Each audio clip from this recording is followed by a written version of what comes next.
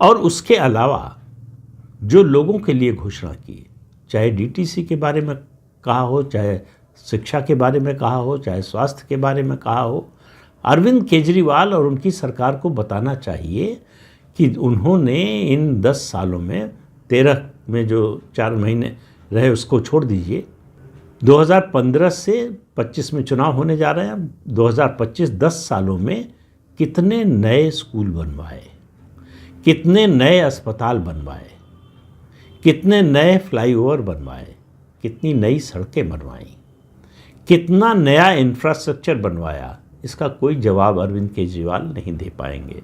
लेकिन उनके लिए अच्छी बात यह है कि उनके मुकाबले जो पार्टी है, भारतीय जनता पार्टी, उसकी स्थिति और ज़्यादा खराब है।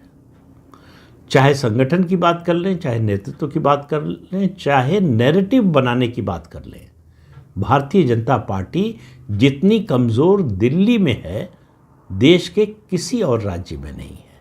लेकिन इसलिए ये चुनाव अरविंद केजरीवाल की पार्टी, आम आदमी पार्टी और भाजपा के बीच नहीं होने वाला है। ये चुनाव आम आदमी पार्टी और दिल्ली के मतदाता के बीच में होने वाला है। इस अंतर को समझिए। अगर भाजपा और आप के बीच में मुकाबला होगा तो आम आदमी पार्टी जीत जाएगी।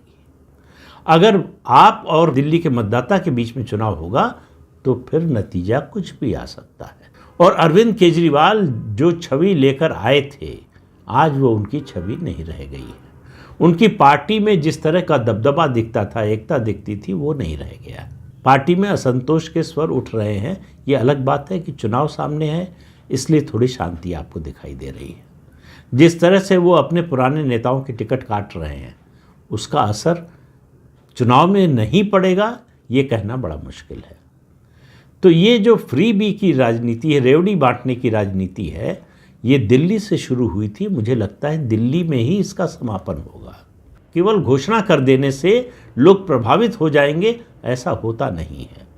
ऐसा होता तो आज राहुल गांधी देश के प्रधानमंत्री होते।